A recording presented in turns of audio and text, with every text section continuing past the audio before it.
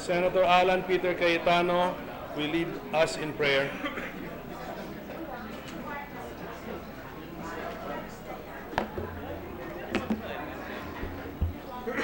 Let us all remember that we are in the holy presence of our Lord. Lord Father God, you told us that if 2 or 3 gather in your name, you are in our midst. And the 24 senators, Lord, are elected by the people. We come before you as a people, the Filipino people, representing more than 100 million Filipinos. We ask you to be in our midst. Lord, please continue to humble us.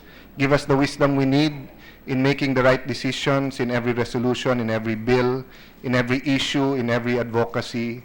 As the Commission on Appointments, as the SET, as the other constitutional bodies continue to function, please continue to guide us in accordance to your will. Lord, we also lift up to you the plight of all those who cannot speak for themselves. While we speak and the media amplifies through the news everything that we say here, we know that there are many who cannot speak for themselves, who are either too weak or powerless. We ask you, Lord, that they will have a voice here in the Senate and that we will represent them well. We lift this all up to you as we ask you for a special blessing for each and every senator, for each and every public official from the President down to our barangay kagawads. In Jesus' mighty name, amen. Amen. Thank you, Senator Cayetano. Secretary, please call the roll. The Honorable Senators Angara, Aquino, Binay, Cayetano, De Lima, Drilon, Ejercito, Escudero, Gatchalian, Gordon, Honasan, Monteveros, Lacson, Ligarda, Pacquiao, Pangilinan, Po, Recto, Soto, Trillanes, Villanueva, Villar, Soberi, Senate President Pimentel. With 21 senators present, the chair declares the presence of a quorum. Mr. President, I move that we dispense with the reading of the journal of the 73rd session, Monday, March 13, 2017, and consider the same as approved. Any objection to the motion to dispense with the reading and consider the journal of the 73rd session, March 13, 2017, as approved? There being none, the motion is approved. Mr. President, Senator Drilon? With the indulgence and the permission of the Majority Leader, just Yes. for a few minutes. Mr. President, Can we request for silence, please? Senator Drilon has the floor. Can we all listen to the Senator Drilon? Yes, sir. Continue. thank you, Mr. President.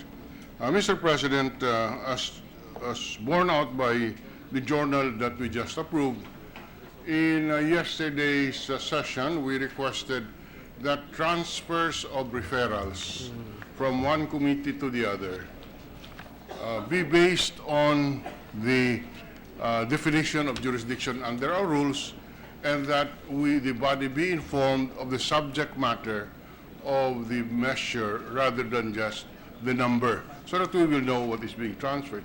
The Majority Leader graciously accepted that proposal, so we assume that henceforth, when transfers are made, the same will be on the basis of our rules rather than the personal preference of our colleagues. On the second point, we noticed that in the journal of March 8, Wednesday last week, March 8, there was a referral of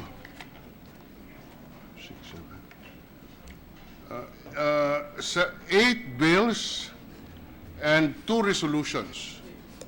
This is found in page 1205 of the journal of Wednesday, March 8, 2017.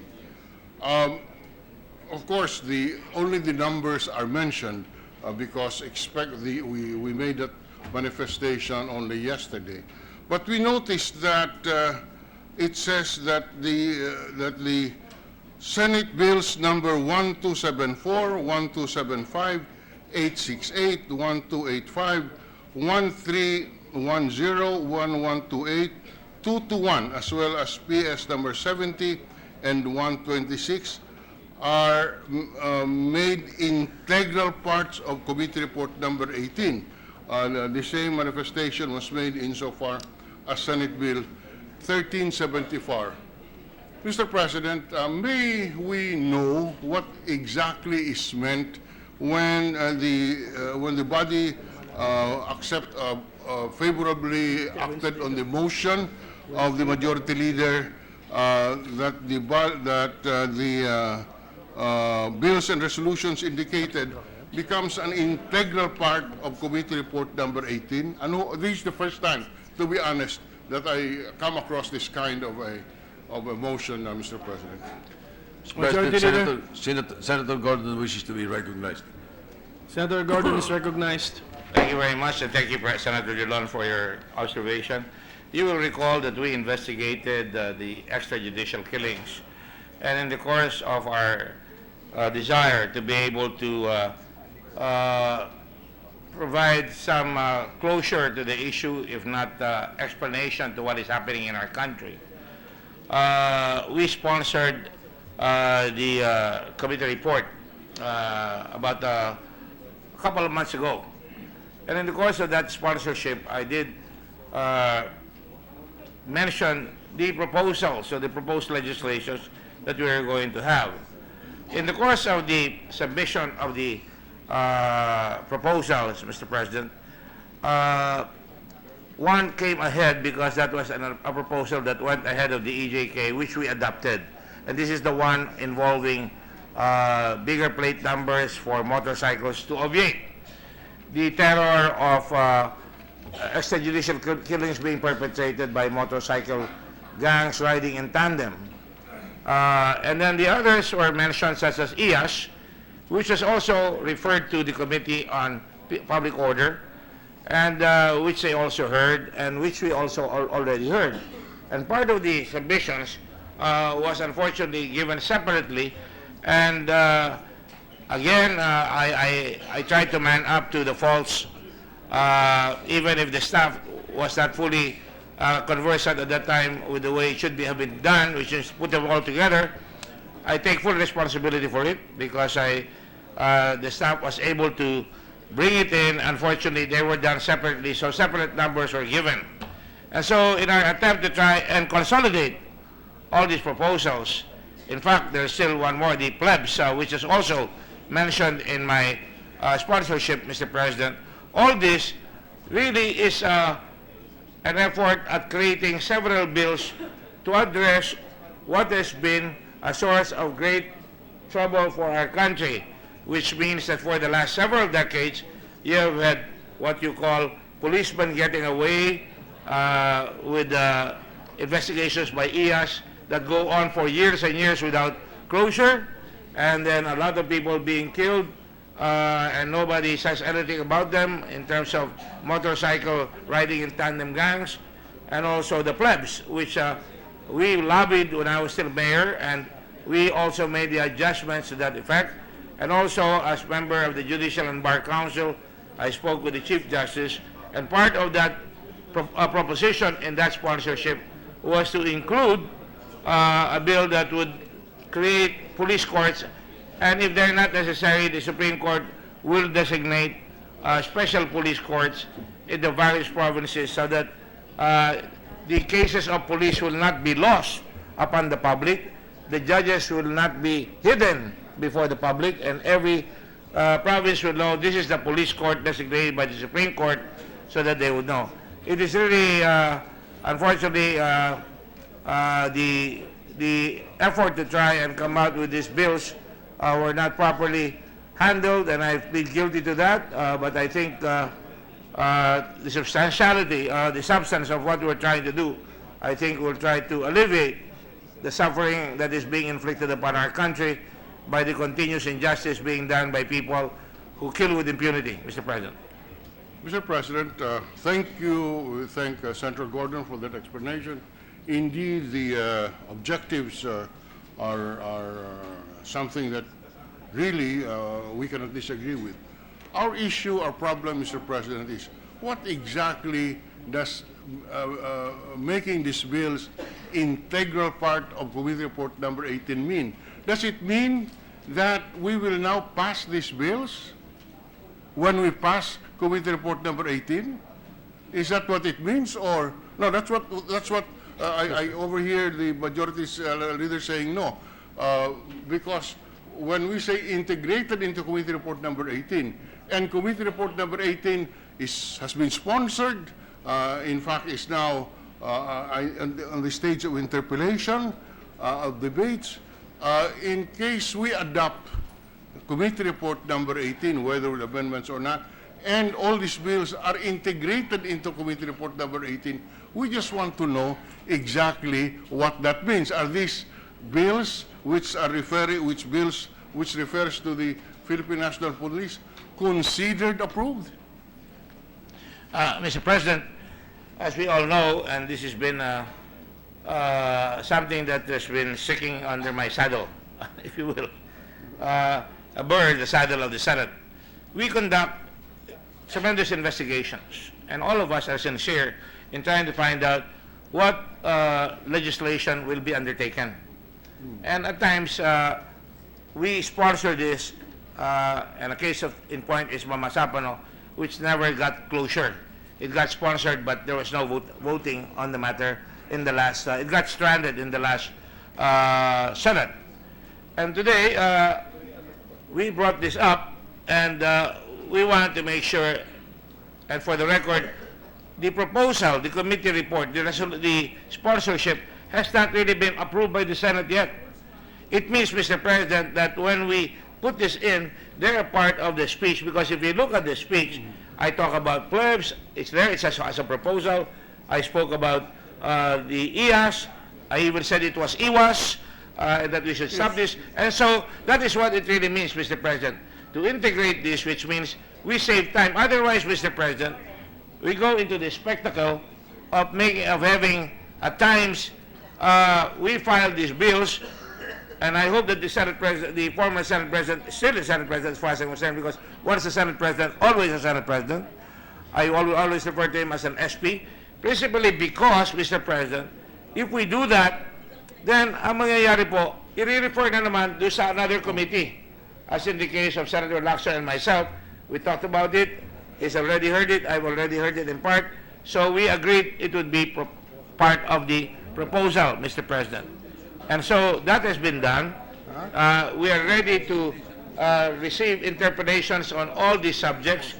And it's kind of complicated because there are 4 bills that all try to address the problem of all this, salvaging, extrajudicial killing, riding in tandem, and we're trying to put them together so that the country will see that the senators are really sincerely addressing the problem of this extrajudicial killing. I will only apologize for the fact that I was not able to oversee my staff, and they should not be blamed. I take the blame for that, Mr. President. Mr. President, Majority Leader. I believe that the intention really was just to consolidate all these bills that have been contained in the committee and report, and that this will be sponsored and deliberated on the floor separately.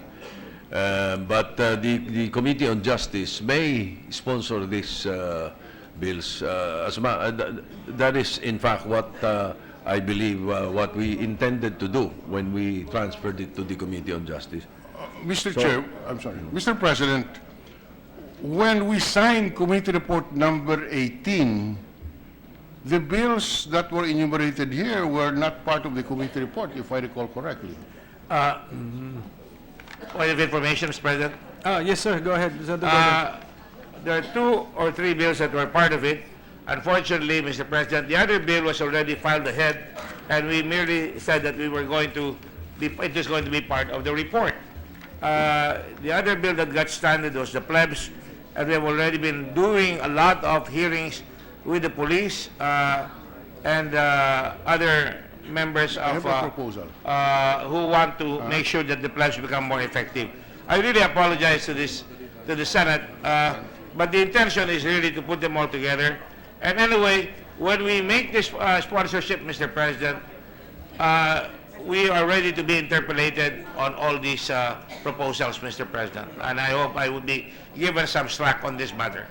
Mr. President, there are the suggestion of the Majority Leader is that we discuss this in the Committee on Rules, given the lengthy discussion that can take place, and we have a third reading approval of a treaty. So with the concurrence of the Majority Leader, may I move that this matter be referred to the Committee on Rules.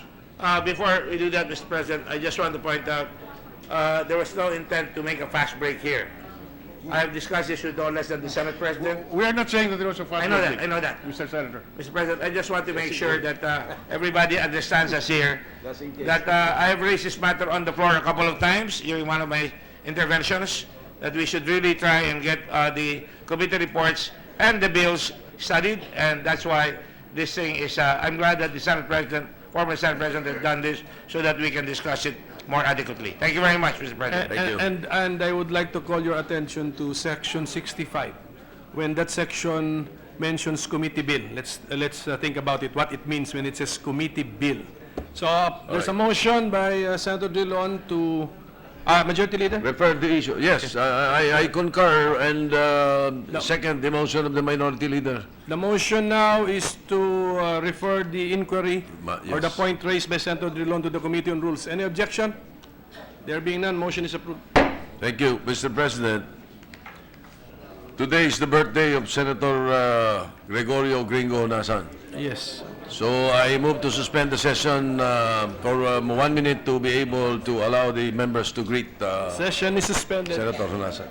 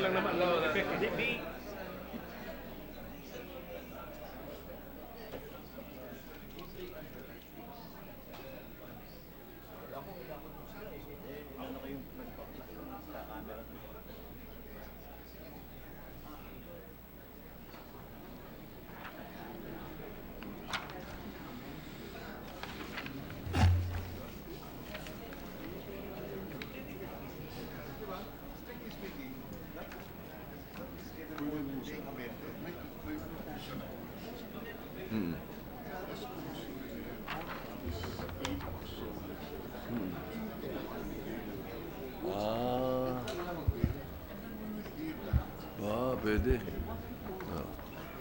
Ready to resume, Mr. Session President. is resumed. Mr. President, we have a very important measure to tackle on third reading, but before that, let me acknowledge the guests in the gallery. We have the guests of Senator Legarda, His Excellency Thierry Matho, the Ambassador of the Embassy of France, Ms. Maëlle Camas, the Attaché of the Embassy of France, Ms. Charlotte Sodin, former Secretary Lucille Sering, Mr. Val Roque of the DFA, Dean Tony Lavinia, Ms. Joy Goco, Mr. Rodney Galiccha, Red Constantino, Attorney Angela Ibay, Ms. Sonia Mendoza, and Ms. Christine Balmes. Also, we have the guests of Senator Gordon of Tatoy's Manukan of Iloilo, Honorato Tatoy Espinosa, Nestor Espinosa, Alicia Espinosa, Lizelle Espinosa, Marichu Espinosa, and Annalyn Palala.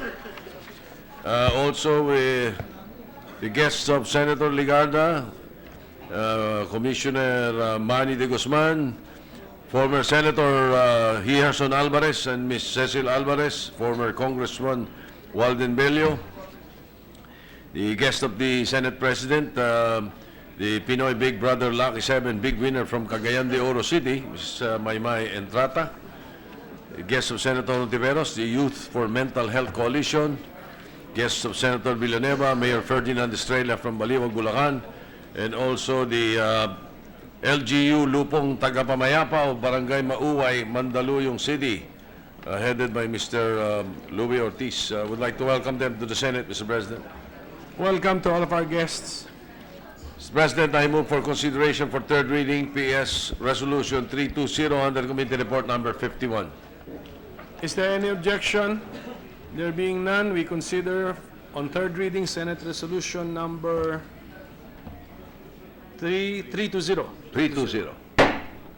May we ask the Secretary to read the title of the measure? Secretary, please. Resolution concurring in the accession to the Paris Agreement. Mr. President, printed copies of the measure were distributed last March 9, 2017, thereby complying with the 3-day rule. I therefore move to vote on third and final reading proposed Senate Resolution number 320, a resolution concurring in the accession to the Paris Agreement. Any objection? There being none, we now vote on Senate Resolution number 320, the so-called Paris Agreement on third reading. According to our rules, nominal voting. Secretary, please. The Honorable Senators Angara, Aquino, Binay, Cayetano, De Lima, Drilon, Ejercito, Escudero, Gatchalian, Gordon, Honasan, Ontiveros, Lacson, Ligarda, Pacquiao, Pangilinan, Po, Recto, Soto, Yes. Trillanes, Villanueva, Villar, Soberi, Senate President. I vote yes. 22 affirmative votes, 0 negative votes. Senate Resolution number 320 is approved on third reading. Mr. President, may we recognize the President Pro Tem, Senator Ralph Recto, to explain his vote. Senator Recto is recognized to explain his vote. Thank you, Mr. President, my dear colleagues. First, allow me to thank and congratulate Senator Lauren for pushing this treaty, not only in this chamber, but in the executive branch as well, and in other bodies, both local and foreign. With her tireless work in promoting climate justice, it is hard to fault her many fans who view her as the real Miss Earth. May her reign be long and fruitful. No other treaty is more important than the one which outlines the steps for mankind's survival. By signing this agreement, countries of the world escaped writing Earth's death warrant. The treaty's main objective is to prevent the average global temperature from rising by 1.5 degrees Celsius. Beyond that is catastrophe. That is science and not an alternative fact. Stripped of its verbiage, the treaty's rallying cries for all of humanity to go not gently into a warmer future, but to rage against rising temperatures. But if Mother Earth is nursing a fever, we Filipinos should be among the last and the least to be blamed. We rank 148th among 200 plus countries in greenhouse gas production. Our per capita emission is a little over 1 metric ton per year, 1/5 of the global average of nearly 5 tons. To compare, a person in the US spews out 16 times more carbon dioxide, and in China, 7 and 8.5 times. A Filipino's 1-ton emission a year is puny compared to our neighbors, like a Singaporean's 9.3 tons, Malaysians 8 tons, and Thai's 4.4 tons. Ours is even lower than the per capita emission of Indonesia and Vietnam. Despite accounting for less than 1% of global carbon emissions, we have pledged a reduction target higher than many of the worst polluters. Our act of contrition is greater than our sin. Thankfully, our 70% reduction goal by 2030 is contingent on aid coming from the international community. We have made it clear that this mitigation contribution hinges on the financial and technical resources that will be made available to us. This is not climate mendicancy, but climate justice. We are victims, not the culprit here. But even without the various funding facilities from countries who dangle their green bucks as penance for their greenhouse gases, we should strive on our own to cut down our fossil fuel consumption. This is so because while our emissions might be a speck globally, they loom large locally. As all of us can see, a perpetual smog hangs over Metro Manila. Pollution robs us of billions in health costs and our children of a good night's sleep. We have created a Ventolin generation out of our asthmatic young. The other manifestations are more pernicious. Typhoons are getting more fierce, fickle, and frequent. We have become among the most vulnerable to climate change, on top of being among the most prone to disasters. Although we have committed to cap our carbon footprint, it should not, however, mean that we must curb our economic drive. When we decide to put a lid on our carbon dioxide emissions, it did not require us to limit our industrial output. There is no line in the treaty which says that progress must decelerate. In the scheme of things, wealth creation and food production retain their primacy. Just because 10 grazing carabaos collectively belch and pass 1 ton of carbon dioxide annually does not mean that we have to rid our countryside of these beasts of burden. The only imperative is that we must generate goods and services without generating too much greenhouse gases. Luckily, we have a large inventory of green sources of energy, wind, sun, and geothermal. We can even be carbon neutral in Congress. How? By installing a windmill in the Senate to harness the gale force rhetoric and a methane gas plant in the House to turn belly aching into wax. Mr. President, my dear colleagues, I am voting yes to this resolution of concurrence for many reasons, too many to enumerate. This treaty is Earth's survival manual. It is a declaration that the species that live together in this fragile planet shall not perish.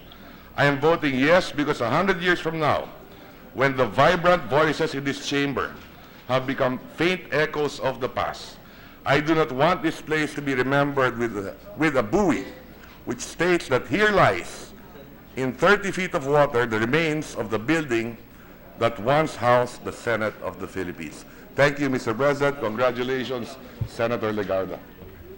Thank you, Mr. Thank you, President. Senator Recto. Majority Leader. Yes, Senator Alan Peter Cayetano will be submitting his explanation of his vote. We place that on record. And now, Senator Gatchalian and then Senator Ontiveros wish to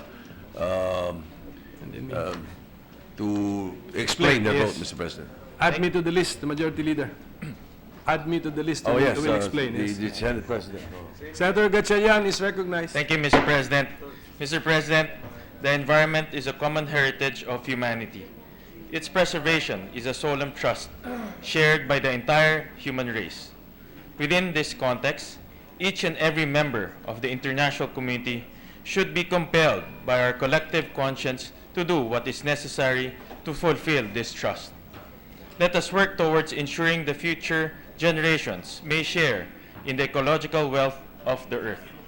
The Philippines, as a responsible member of the community of nations, has manifested its willingness to perform its obligation under this trust by acceding to the Paris Agreement, so that we may fulfill our obligation to the international community and, more importantly, future generation of Filipinos. I cast my vote as yes in favor of concurrence.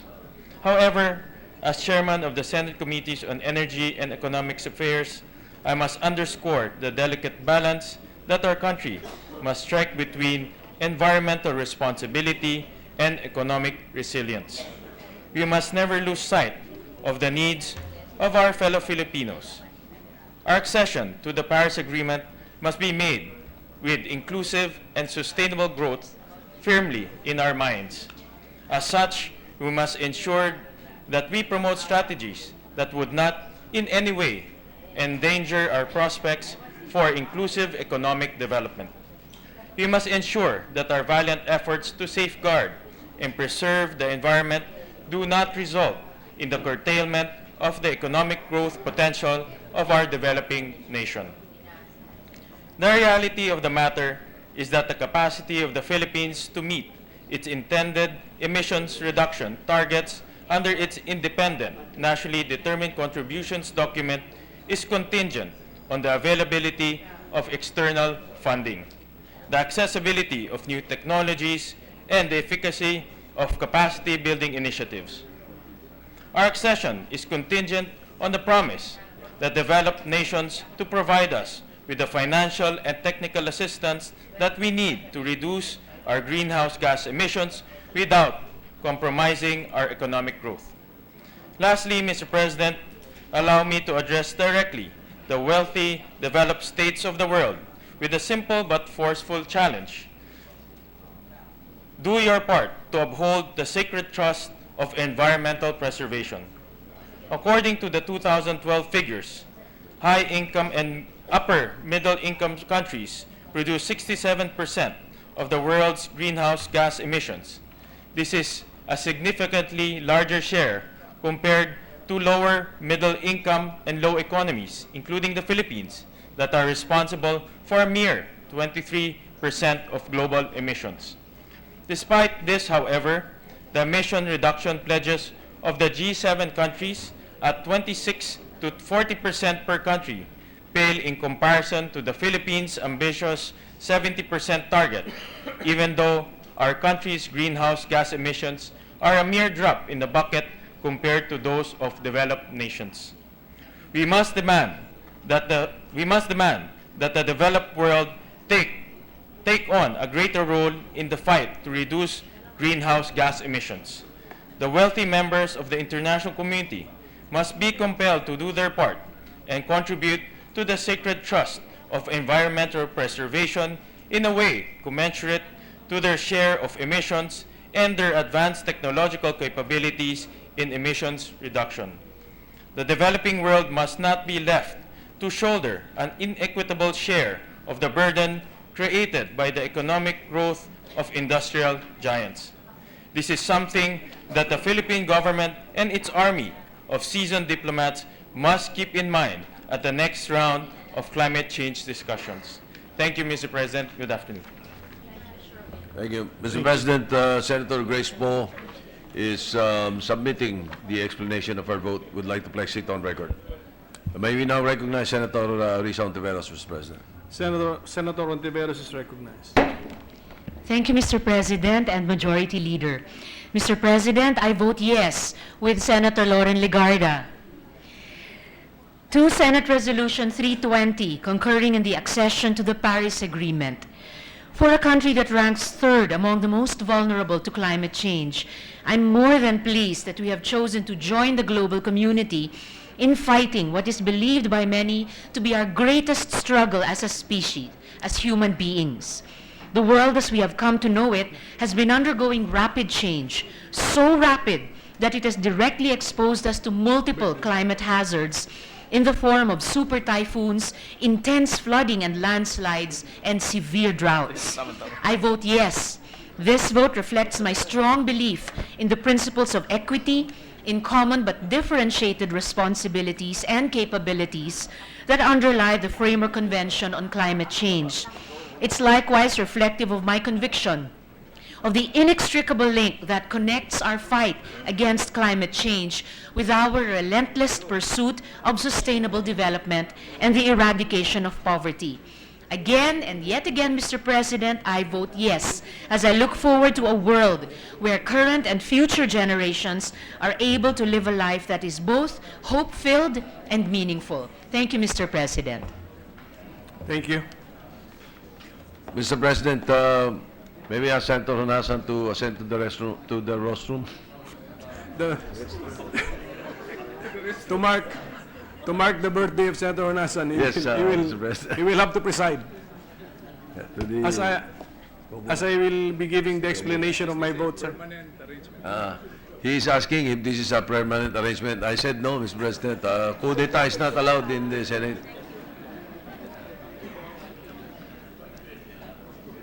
Besides, he Birthday, will, This will be a new birthday tradition in the Senate.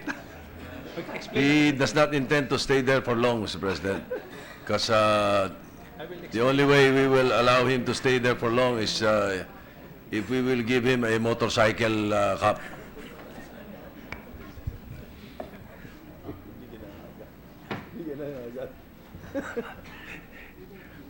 Mr. President, may we now recognize the Senate President, Senator Aquilino Pimentel III. The Senate President, Senator Aquilino Pimentel, The third is recognized. Thank you, sir.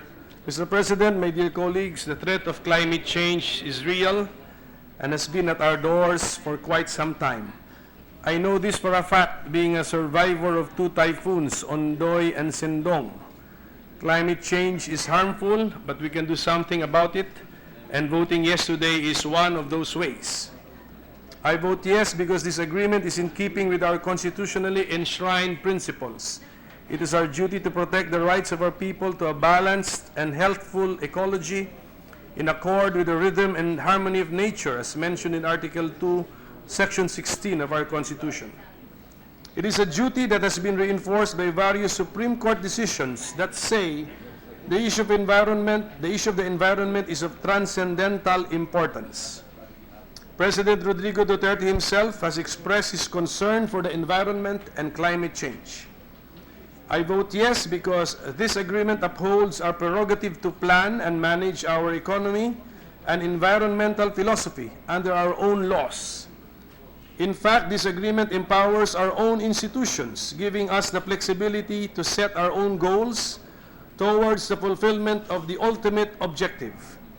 And when the shift to federalism is achieved, our people, through regional and local governments, would have an even bigger voice in determining our environmental policy. I vote yes because this agreement secures our future. If we follow our current track and not arrest the rise in global temperatures, sea levels may rise by almost 1 meter by the year 2100. That, Mr. President, spells doom for our country. We already have previews of the destructive floods brought about by the 20 or more typhoons that visit our country every year. Permanent rise in sea levels would wipe out most of our coastal communities and cities. Senate concurrence to this agreement will be the legacy of the 17th Congress to future generations. We can say that on this day, when we were called to make a stand for the environment, we chose the path that protects the interest of all mankind. Allow me to especially mention our colleague, the champion for the environment, Senator Lauren Legarda, for her efforts in seeing to it that the concurrence to this agreement has been speedily achieved in the Senate. Thank you very much, Mr. President. Maraming salamat po. Thank you, Okay, Senator. Mr. President, may we now recognize Senator Francis Pangilinan. Senator Pangilinan is recognized. Thank you, Majority Leader. Thank you, Mr. President. Esteemed colleagues, we laud the efforts of our distinguished Senator, Lauren Legarda, for pushing for this landmark treaty for the protection of our environment, our children, and our collective future. It is the honor of this representation to vote in favor of the concurrence of the Senate in the accession to the Paris Agreement. Our country's approach to climate change will determine our ability as a nation to survive and thrive. And as former chairman of the Committee on Agriculture and as former Cabinet Secretary for Food Security, our concern is the agriculture sector. Without a coherent strategy, climate change will threaten the viability of our country's agriculture economy, in particular, and the national economy in general, and especially it'll affect those who produce our food. Our food security, Mr. President, is undermined if we do not address the impact of climate change in our country and the world. On top of the systemic poverty that our farmers and fishermen already bear is the impact of climate change, particularly given that our country is all too familiar as well with climate change-induced disasters. This treaty will allow us to secure grants that may and hopefully will address climate change mitigation and resiliency programs for our farmers and fisherfolk. There are other considerations less known and likely more deadly to local economies. The slow onset of climatic impacts, the impact that takes place without the drama of calamity but which is severely impairing agriculture productivity among a growing number of provinces and regions, and thereby allowing for poverty to continue to prevail. The slow inset impacts include steady changes in hydrology, less rainfall or too much rainfall, but which result in steadily declining yields, ocean acidification, rising sea levels, the steady increase of vector-borne diseases and pests. That's why any climate fund to be created must take into account the vulnerabilities of our farmers and fisherfolk and strengthen their capacities to face and overcome this challenge. If our nation is categorized as a nation most vulnerable to the impact of climate change, the painful truth is our farmers and fisherfolk are the most vulnerable to the impact of climate change. Impoverished as they already are, climate change will condemn them to a life of poverty unless we intervene. Not one department, not one branch of government, not one country can prevent further damage inflicted by climate change. We as citizens of the world must deliberately and programmatically collaborate with our local governments on waste segregation, with our Department of Environment and Departments of Agriculture and Energy, on environmental protection programs and policies, and with all the countries in the world to enable to achieve real, sustainable, and exclusive growth and development. With this concurrence to the ratification of the treaty, the Philippines now stands committed with the international community to address this global phenomenon. With this concurrence, our country is prioritizing the protection of our environment, future generations, and life as we know it on this planet. Maraming salamat.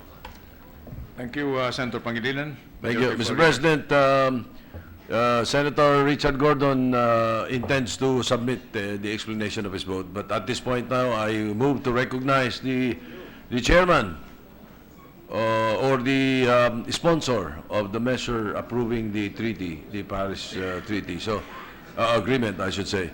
May we now recognize the original Miss Earth, according to Senator Recto, Senator Lauren Legarda. The original I do Miss not know Earth, what year. Senator Lauren Legarda is recognized. Thank you, Mr. President. Fellow members of the Senate, ladies and gentlemen, I stand before you today as your chair for the Committees on Climate Change and Finance.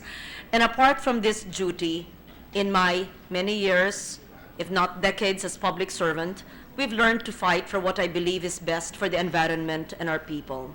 Since the Philippines signing of the Paris Agreement on Earth Day, April 22nd, 2016 in New York, we have advocated for its ratification on the firm belief that it is in our best interest to do so. Thus, my sincerest thanks for your unanimous support on this historic day of the Senate's concurrence in the accession to the Paris Agreement.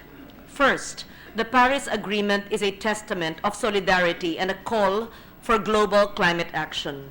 The Paris Agreement shows that developing nations and the developed countries could pursue climate action and uphold climate justice together. With the Yolanda tragedy, the Philippines became the face of climate vulnerability. We have hardly contributed to climate change, and yet we are the victims. The world listened to our voice in the climate talks. We had the moral suasion. We were regarded the leader of the vulnerable, the champion for climate justice. During the Philippine chairmanship of the Climate Vulnerable Forum, we fought for a climate goal that limits global warming to below 1.5 degrees Celsius and calls for ambitious and immediate reduction of greenhouse gas emissions that would minimize climate and disaster risks to enable adaptation and ensure sustainable development. Our country also championed the mainstreaming of gender equality and the rights of indigenous peoples, migrants, and children in climate policies, the use of comprehensive disaster risk assessment in addressing further loss and damage, and the provision of grant-based financing for developing countries for climate change adaptation and mitigation measures. These are all embedded in the Paris Agreement. Second, the Paris Agreement is a manifesto for climate justice in pursuit of the international law principle of common but differentiated responsibilities, or CBDR, used in climate negotiations. Commitments to reduce emissions from all countries must be equitable and just. The industrialized nations, those that have contributed the most to global warming, must lead and shoulder the far greater burden of acting faster, sooner, and with greater responsibility and accountability to our environment. Third, according to the Paris Agreement, acceding to it allows our country access to international climate finance mechanisms and to acquire support from developed countries for adaptation, mitigation, technology development, and transfer and capacity building. These could help finance the development and rollout of our early warning systems, comprehensive risk assessment and management tools, and other capacity building projects and programs that would make our communities more resilient to climate change. Fourth, acceding to the Paris Agreement strengthens our country's role in climate talks. We will not be mere observers now. We will exercise governance, oversight, leadership, and decision-making in the implementation of the agreement and continue to be a strong actor in advancing our country's interests as the voice of the vulnerable in international climate negotiations. And fifth, the Paris Agreement is an embodiment of a legacy. Committing to the Paris Agreement will go down in history as one of our shining achievements. The 17th Congress can be regarded as a legislative assembly that championed climate action, environmental protection, and sustainable development. The 17th Congress, under the Duterte administration, will be remembered for paving the way for green jobs and green growth for the Filipino nation. Thank you very much to our dear colleagues, Mr. President. Thank you, Senator. Thank you, Legarda. Mr. President, and again, our congratulations to Senator Legarda and the rest of the members of the Senate for the approval of PS Resolution 320. Now, on another matter, Mr. President, I move that we recognize Senator Richard Gordon. Senator Richard Gordon is recognized. Mr. President, I will violate the trust and confidence of the majority floor leader. I would rather make a statement now on my vote. Very short one. I'm with the Red Cross, Mr. President, for the last 49 years, and I've seen the vicissitudes caused by environmental deprivation, and because of that, this message today that we bring is not a message where we beat our chest that we are all environmentalists. It is a message that we send to the entire country that we must become very serious about the environment. That is the only explanation I have, Mr. President, because we have to respect it. On another matter, Mr. President, I thought I was going to interpolate on a second sponsorship by the good senator from the country. On the other hand, I just would like to have a little bit of a respite from the seriousness of the matters we take at hand in this country. And this is a matter of coming out with an exemplary person whom I'm very proud to be a friend to. And he came down here after having come from the hospital for the first time, just to tell me that he's well, because we were very concerned he had pneumonia. This is a man who used to be a fisherman up to 1962. As a fisherman, he had 9 children, Mr. President. At na-discover niya na sa pangingisda, hindi na magiging sapat yung kanyang kinikita sa pangingisda. Siya mga kanyang anak, hindi niya na makakayanan. So isang araw, he decided to take matters into his own hands. Nagtinda po siya ng maliit, naglagay siya ng isang maliit na tindahan, at nagtinda siya ng soft drink at saka isang manok. Barbecue. Kung magkano siya, hindi pa mabibili yung kanyang manok, so kinakain na lang nila yung hindi na ibenta. But eventually, through the end of hard work, Mr. President, Tatoy Espinosa, the man I'm talking with about here, is now 85 years old, just got out of the hospital, and he came down there, and again, as usual, being the impulsive senator that I am, if you want to take the positive side of being impulsive, I thought I'd stand up here and be proud to do so, because here's a man who triumphed over adversity.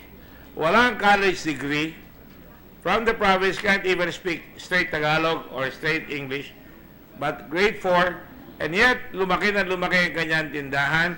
At makikita po ninyo, tinayo niya pa laban doon sa mga superstition na merong nuno sa punso na pinagtayuan. Yan ang kwento po ni Senator Gilon, who also comes from the same province as Tato Espinosa from Iloilo.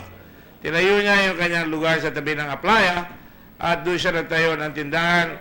At unti, lumaki na yung kanyang tindahan. Ngayon, meron siyang 3.5 hectares na tindahan na nagkakaroon ng mga party, pinupuntahan ng tourism. Noong ako po ay Secretary of Tourism, doon ko nakilala si Tatoy. At noong panahon na yon, nakita ko na yun ang sinasabi ko doon sa Tourism Act of 2009, na Filipino, no matter how poor, can find his future through tourism in this country. Ayun sa kanya, tourism na domestic pa nga eh. Ngayon, pati mga ambassadors at mga matataas sa pinuno, presidente, doon kumakain sa kanyang restaurant. At makita nyo, he found his future in the Philippines. Hindi siya umalis sa ibang bansa through his simple vision and values of honesty, and he created his wealth through sheer hard work. Walang kurakot, walang pandaraya, and yes, he remains humble and soft-spoken to this day. I always feel enriched by being with this man when I see him. I feel that he embodies the things that my father told me, that you must try to enable and ennoble others as well as yourself. By being with Tatoy pagkasama ko, I feel enabled. I feel fortified na kahit anong laki ng problema sa buhay, kahit na siya mga anak mo, kahit na okay mang isla at salat ka sa edukasyon, and I will remind the Chamber that yesterday, we passed the Education Act na kailangan magkaroon ng college. Ito, malayong-malayo siya sa koleyo, pero nakapagsimula siya na gawin niya na maging successful sa kanyang pamilya at sa kanyang bayan. Ang kanyang mga anak po ay naging, yung kanyang kasama, si Nestor, nandito katabi niya, ay naging isang mechanical engineer, kung di ako nagkakamali. At tapos yung tatlong anak niya, naging officers ng barko sa seamen at nakakatulong bilang OFW. Meron siyang nurse. Yung iba mga anak niya ay tumutulong sa kanilang negosyo na umunlad na sa tabi ng airport, doon sa Santa Barbara o sa Kabuatan, ay meron ng tatoys uli doon. At ang balita ko, meron pa silang bagong tatoy doon sa pinagawa ni Senator Dillon sa Esplanade, malapit doon, na another new tatoy. A few years ago, he celebrated his 60th anniversary. 60th anniversary with his lovely wife, si Nanay Consing. 60 years in a small place where he started. At I was privileged to be his ninong along with another person from Jensen who found his future by continuing to be a fisherman. And Mr. President, today, I thought, on impulse, I would stand up here because he came down here, and I decided I would speak about him. He is an exemplary Filipino, no title, but sheer hard work, sheer dedication to family, sheer courage, and sheer risk-taking. The original entrepreneur, Mr. President. So today, I would like to pay my respects to him, and I hope the Senate will join me in putting this for the record, because oftentimes we talk about the negative things in our country. Once in a while, I want to prove that this Senate can recognize good things, good people in this country.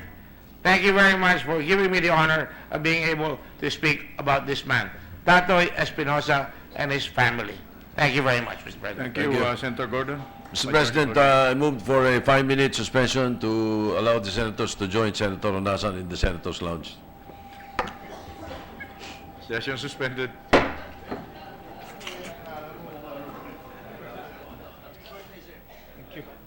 Salamat. Kakain ba kayo? Sekretary. Thank you.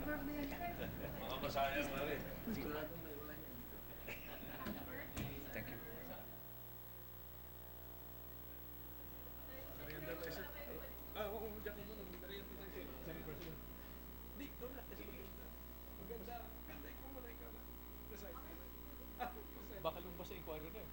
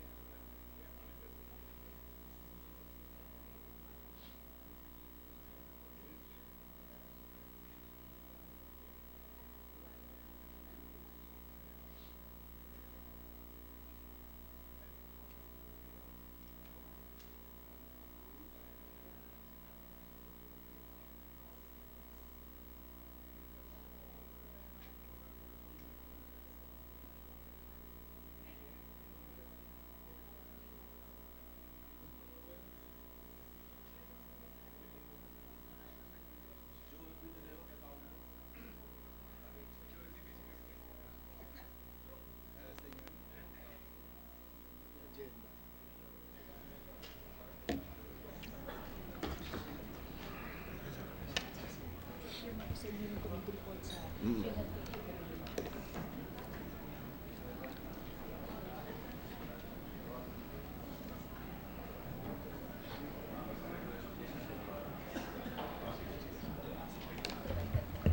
ready to resume, Mr. President? Session is resumed. Mr. President, may move for the reference of business and the additional reference of business. May I ask the Secretary to read the reference of business?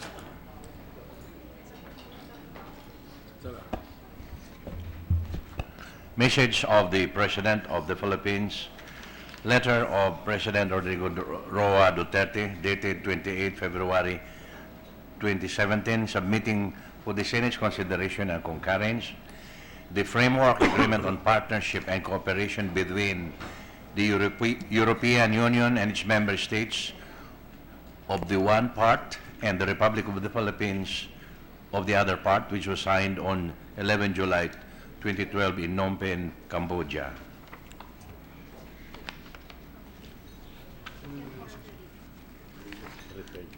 Referred to the Committee on Foreign Relations.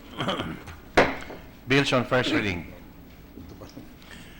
1384, an act ensuring accountability in intelligence activities and the use of intelligence and confidential funds granted to all government agencies, establishing for the purpose a joint Congressional Intelligence Committee to strengthen the oversight powers of Congress, to monitor intelligence activities of all agencies of the Philippine government, and to oversee how intelligence and confidential funds are expended and for other purposes by Senator Laila de Lima.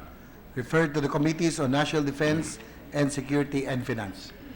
1385, an act amending Chapter 2, Title 5 of Executive Order Number 209, otherwise known as the Family Code of the Philippines, Senator Joseph Victor Ejercito. Referred to the Committees on Women, Children, Family Relations, and Gender Equality and Ways and Means. 1386, an act amending Sections 19 and 39 of Republic Act Numbers 7305, otherwise known as the Magna Carta of Public Health Workers, and for other purposes, Senator Joseph Victor Ejercito. Referred to the Committee on Health and Demography.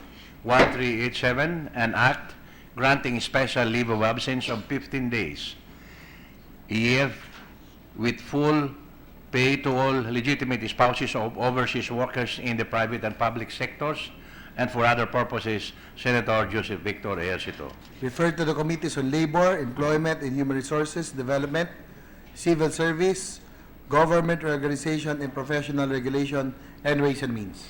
1388, an act reducing the allowable systems loss from private utility companies and rural electric cooperatives, amending for the purpose Republic Act Number 7832 as amended by Section 43 of Republic Act Number 9136 and Republic Act Number 8424 as amended by Republic Act Number 9337, and for other purposes by Senator Joseph Victor Ejercito. Referred to the Committees on Energy and Public Services. 1389, an act providing a standard of care for the treatment of persons with bleeding disorders, establishing treatment centers, and appropriating funds, therefore, by Senator Joseph Victor Ejercito. Referred to the Committees on Health and Demography and Finance.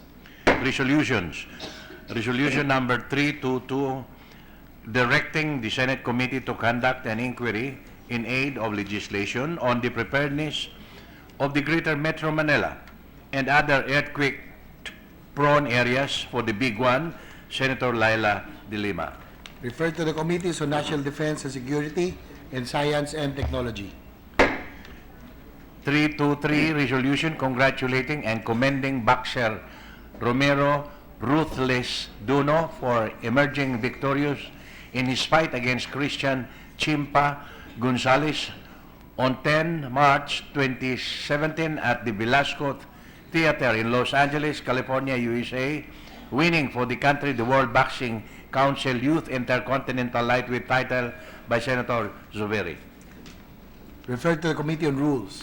324, resolution directing the Senate Committee on Cooperatives and other appropriate Senate committees to conduct an inquiry in aid of legislation on the plight of transport cooperatives that are displaced by unregistered and non-franchised public utility vehicles and out-of-line vehicles, and the efforts being undertaken by government agencies such as the Land Transportation Office, the Land Transportation Franchising and Regulatory Board, and the Office of Transportation Cooperative to address these perennial irregularities, Senator Soberi. Referred to the Committees on Cooperatives and Public Services. 325, resolution urging the appropriate Senate committee to conduct an inquiry in aid of legislation on the exorbitant charges imposed by PNP SOCO accredited funeral homes on victims of extrajudicial killings by Senator Risa Hontiveros. Referred to the Committee on Public Order and Dangerous Drugs Communications. Letter from the Vanguard Radio Network Company, Incorporated, submitted to the Senate reportorial requirements in pursuant of Republic Act Number 8069 that amended Section 1 of Republic Act Number 7529. Referred to the Committee on Public Services. Letter from the Philippine Charity Sweepstakes Office, transmitting to the Senate the report on the results of the PCSO's Small Town Lottery Market Expansion Program. Referred to the Committee on Games and Amusement. Letter from the Development Bank of the Philippines, informing the Senate in compliance with Section 9 of Republic Act Number 9178 or the Barangay Micro Business Enterprises Act of 2002 that as of December 31, 2016, the bank has outstanding loans to duly registered BMBs. Referred to the Committees on Banks, Financial Institutions and Currencies, and Trade, Commerce, and Entrepreneurship. Letter from the Regional Legislative Assembly Autonomous Region in Muslim Mindanao, submitting to the Senate the certified true copy of the laws and resolutions passed by the current Legislative Assembly pursuant to Section 18, Article 6 of Republic Act Number 9054, Organic Act for the RMM. Referred to the Committee on Local Government. Letters from the Bangko Sentral ng Pilipinas, transmitting to the Senate copies of the following certified and authenticated BSP issuances in compliance with Section 15 of Republic Act Number 7653. Memorandum numbers AIM-2017-006 and 007 dated 22 February 2017, Circular number 948 dated 1 March 2017, and Circular letter number CL-2017-013 dated 23 February 2017. Referred to the Committee on Banks, Financial Institutions, and Currencies. Committee report.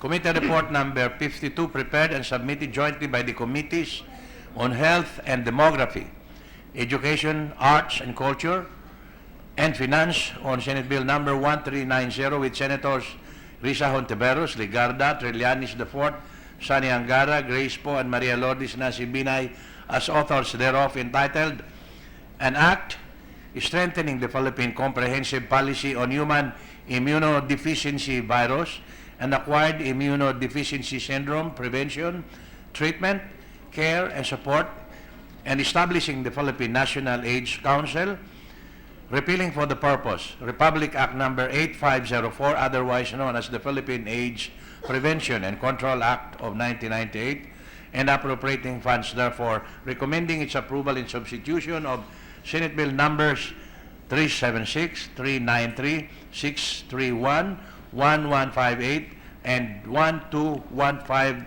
and proposed Senate Resolution number 209, Senators Joseph Victor Ejercito and Risa Hontiveros.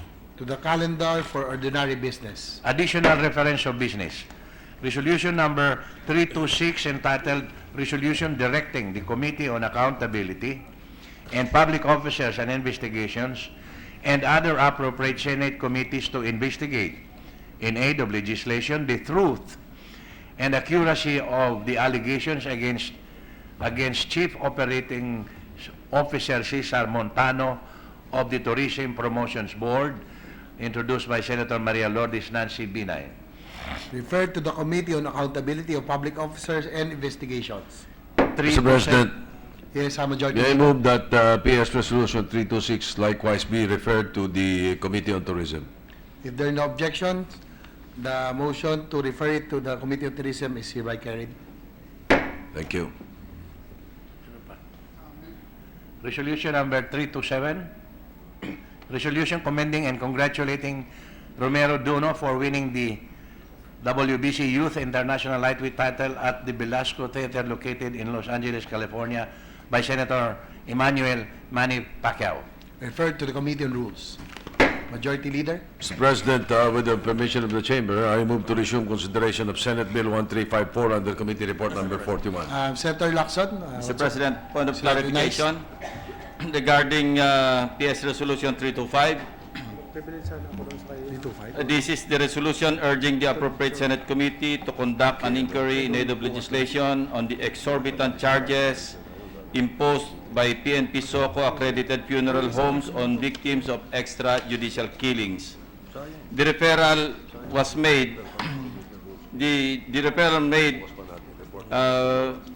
is to the Committee on Public Order and Dangerous Drugs, Mr. President. I think it should have been referred to the Committee on Trade, Commerce, and Entrepreneurship. The only relevant words here to be referred to the Committee on Public Order is extrajudicial killings. But this calls for consumer protection, Mr. President. So I move that it be referred instead to the Committee on Trade, Commerce, and Entrepreneurship instead of the Committee on Public Order and Dangerous Drugs. Are there any objections? Hearing none, PS Resolution number 325 is referred to the Committee on Trade. Thank you. Mr. President, I move to resume consideration of Senate Bill 1354 under Committee Report number 41. Are there any objection? Consideration of the said bill is in order. This is the measure on the National Mental Health Policy. The parliamentary status of the measure is that we're now in the period of individual amendments, considering that this is a substitute bill. So may we therefore move to open the period of individual amendments. Objection, period of individual amendment is open. For the period of individual amendments, I move to recognize the sponsor of the measure, Senator Risa Ontiveros, and to introduce individual amendments, Senator Joel Villanueva. Okay, Senator Ontiveros and Senator Villanueva are recognized. Thank you, Mr. President. Thank you, Mr. Majority Floor Leader. For individual amendments, may I propose, Mr. President, and this has been thoroughly discussed with the sponsor.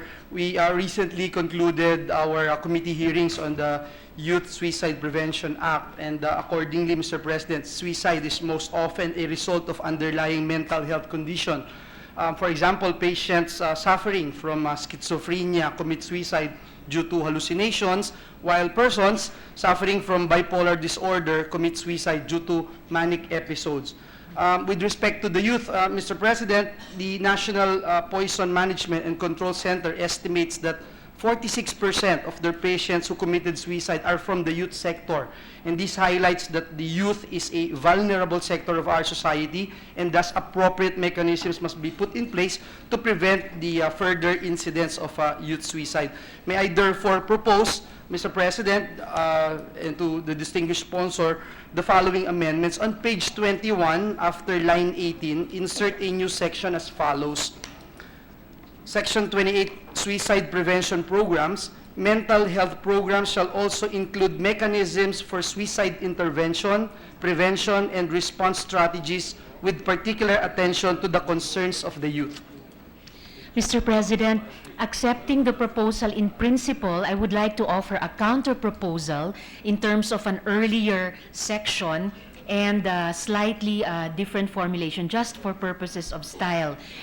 Specifically, Mr. President, the proposal of the good gentleman from Bulacan to be inserted as a separate section, the new section 16, on page 15, after line 7.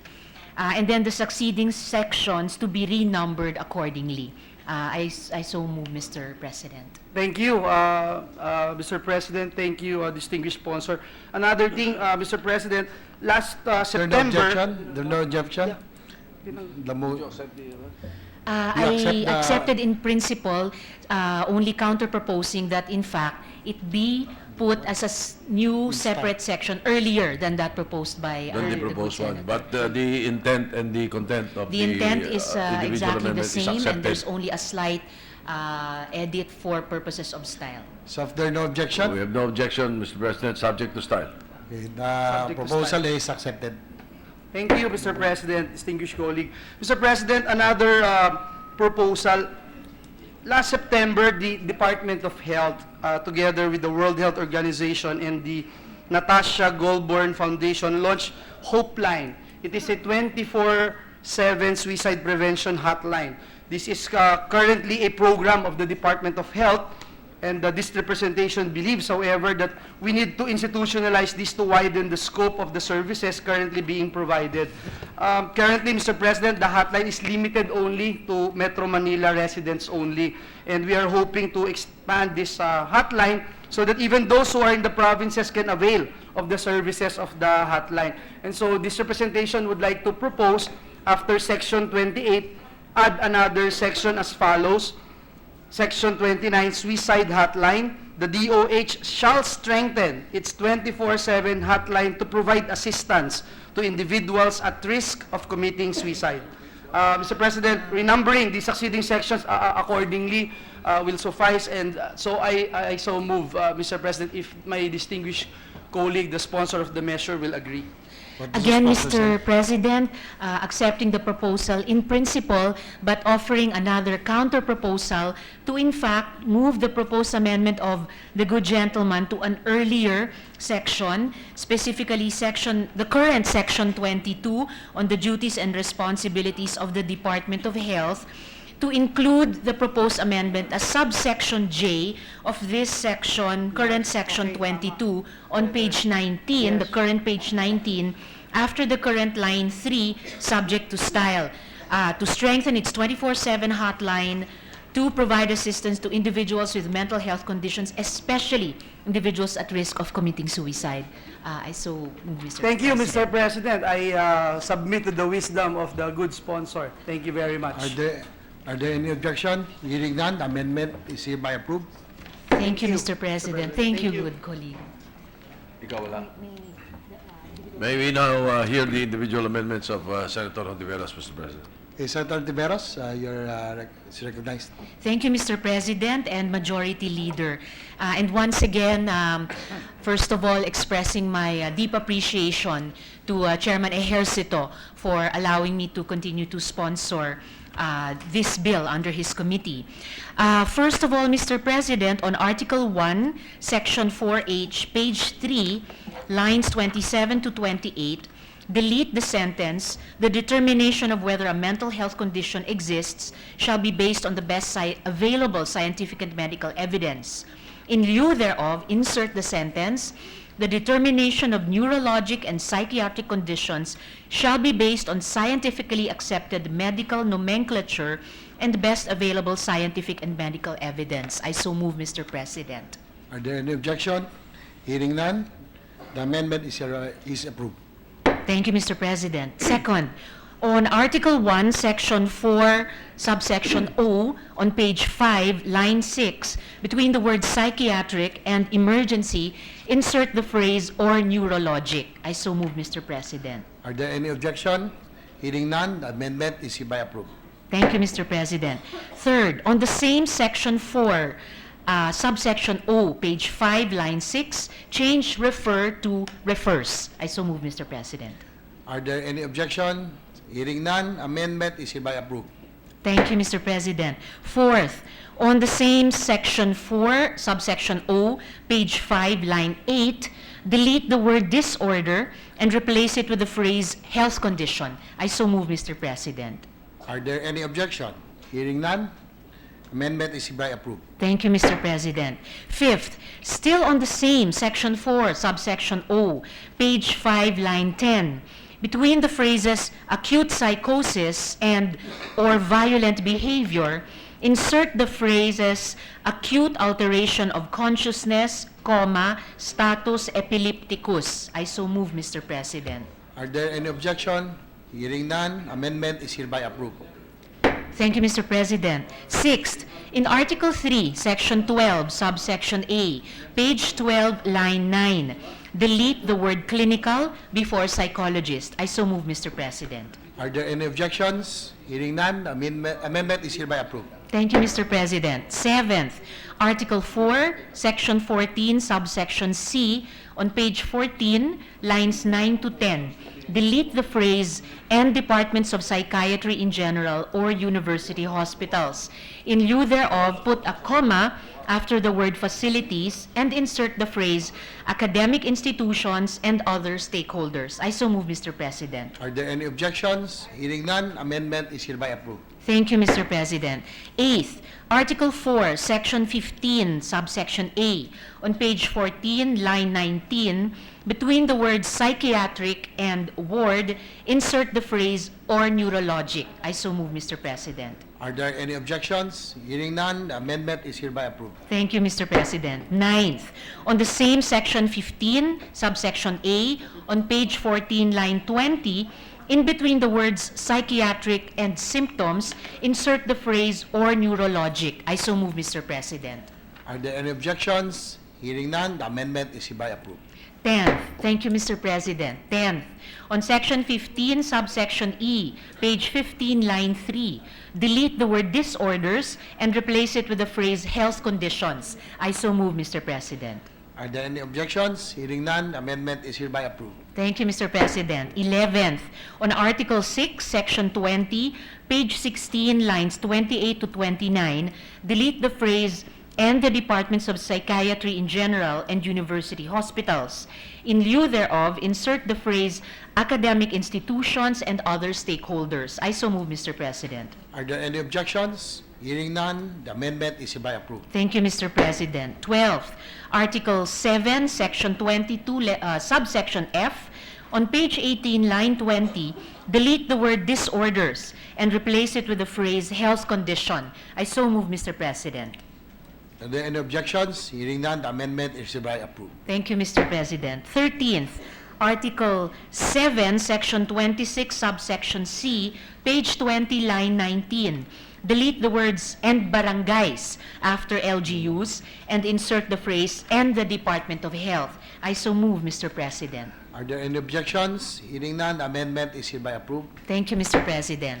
14th, Article 8, Section 27, subsection A, on page 20, line 28, insert the phrase "consistent with existing relevant national policies and guidelines" after the phrase "mental health." I so move, Mr. President. Any objections? Hearing none, amendment is hereby approved.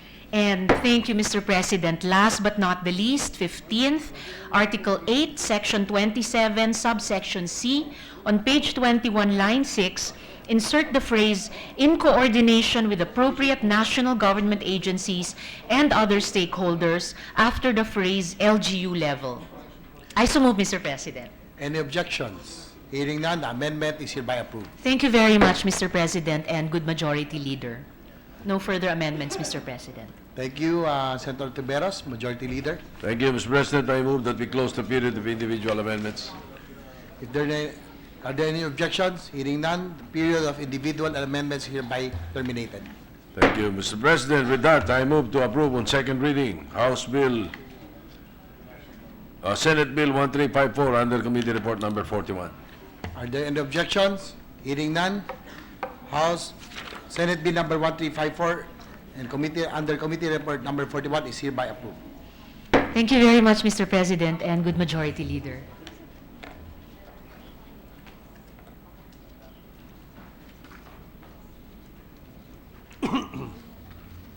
Mr. President, yesterday I announced that the Committee on Ethics is calling for a meeting tomorrow at 1 o'clock. But we have been informed today that there will be a Commission on Appointments meeting tomorrow and a hearing in plenary at 1 o'clock. And therefore, we were informed by Senator Dillon that he was going to suggest that we postpone. So I am announcing now the postponement of the hearing or the meeting of the Committee on Ethics tomorrow until a further date, as soon as we resume sessions in May. Just for the record, Mr. President. Mr. President, I move to resume consideration of Senate Bill 1306 under Committee Report number 31. Consideration on Senate Bill number 1306 is in order. Mr. President, this is the measure creating the Philippine Boxing Commission. The parliamentary status of the measure is that we're still in the period of interpellation. So I move that we recognize the sponsor, Chairman of the Committee on Sports, Senator Manny Pacquiao, and to continue interpellation, the Minority Leader, Senator Franklin Drilon. Senator Pacquiao and Senator Dillon are recognized.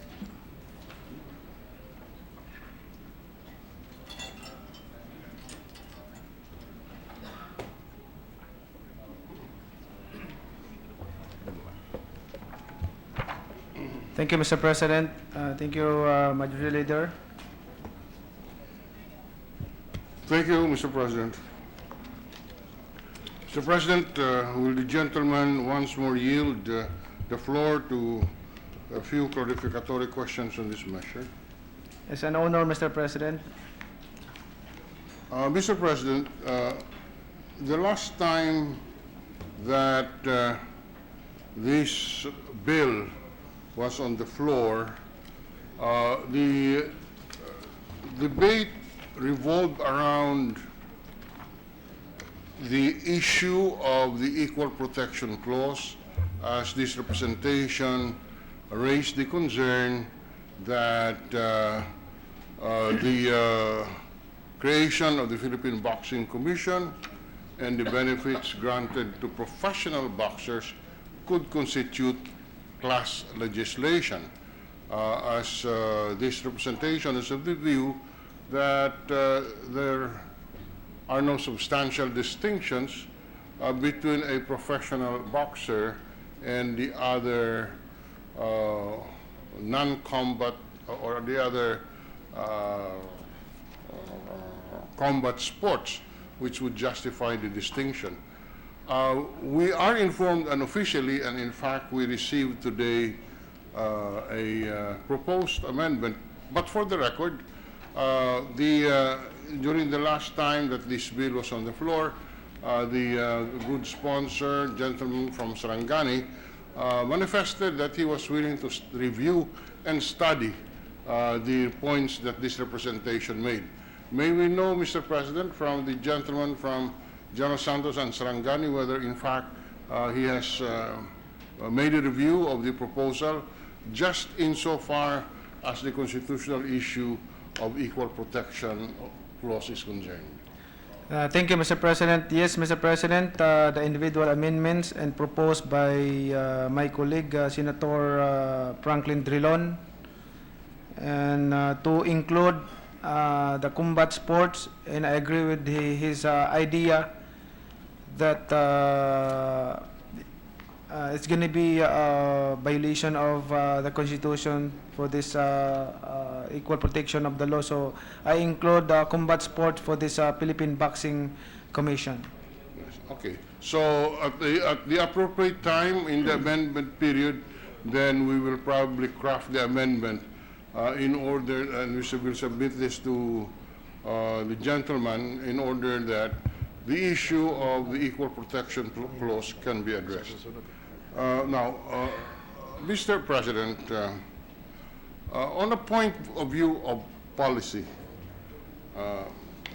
may we know what functions or powers are being given to the proposed Philippine Boxing Commission that cannot be performed by the present Games and Amusement Board? In other words, why are we creating another bureaucracy?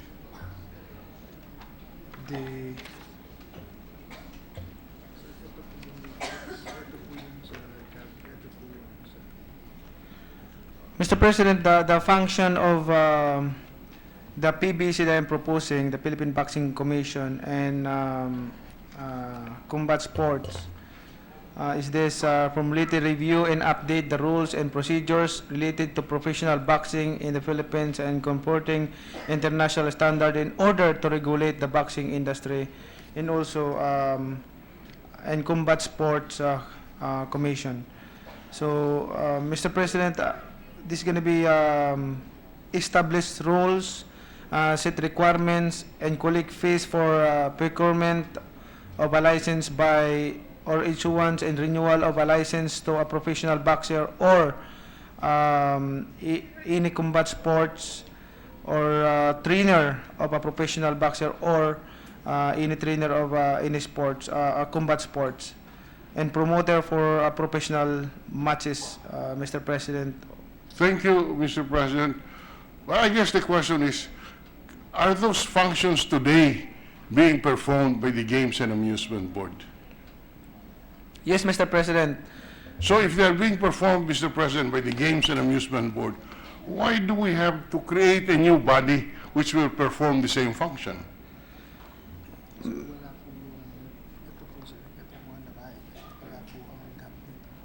Mr. President, the difference is this review and update of the rules and procedures related to professional boxing and combat sports are not in the GAB, Mr. President, and also establish linkages with international boxing organizations or institutions and counterpart agencies of foreign governments in order to facilitate and ensure the participation of Filipino professional boxers or any sports, combat sports, Mr. President. Can we have a clearer answer, Mr. President? I'm sorry, I didn't catch the essence of the answer. The question is, if these are functions that are being performed today with the Games and Amusement Board, why are we creating a new body to perform the same function? Unless the gentleman from Sarangani will tell us that these are new functions that are not being enjoyed, then maybe we'll accept that as a valid explanation. But from the way we understand it, these functions can be presently performed by the Games and Amusement Board. So the question is, why are we creating the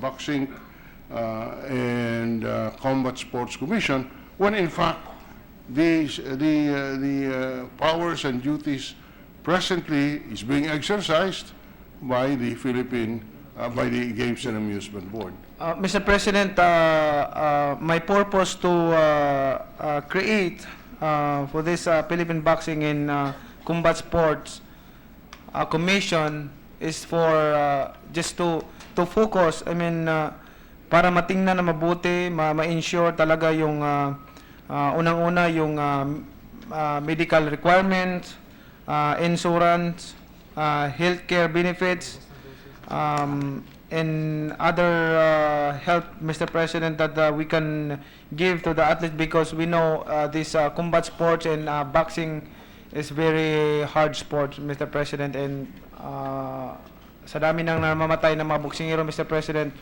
kailangan na siguro nating aksyonan, no? Hindi na natin matanggap siguro kung may mamatay pang mga boksingero dahil sa kakulangan ng pansin o kakulangan ng tutok o tsaka requirements para higpitan yung required sa kanilang mga requirements, and also other, especially when they going to have match. Napakahirap, Mr. President, na payagan sila na hindi kumpleto ang medical nila. So, I am not saying that the GAB are allowing those athletes who are going to compete without complete medical, Mr. President, but I'm saying hindi masyadong mahigpit dahil hindi masyadong nakatutok dahil ang GAB, Mr. President, hindi lang boxing ang tinututukan kundi marami pang sports. So are we saying that the GAB is not efficient at this point? That's why we have to create another body? I am not saying, Mr. President, but sa dami na siguro na disgrasya, Mr. President, especially boxing, marami talagang kakulangan, especially when I asked the boxers, the GOB required you for medical general check-up every year, and wala sa kanila yon, hindi nire-recognize. So pati la yung supposedly MRI should be required for an athlete, especially this combat sports, boxing, should be required the MRI every year, and hindi yan nare-require ng GOB. Can the GAB not require that, Mr. President? MRI, Mr. President, for example? they can do that, but my purpose here is to just to focus this commission to this difficult and hard sports. So it's a question of some oversight function, or just to compel the focus on these activities which GAB can perform? Yes, Mr. President, but it's been a long time, Mr. President, and there are so many boxers who died in the ring and in training, in the fight, because of this lack of,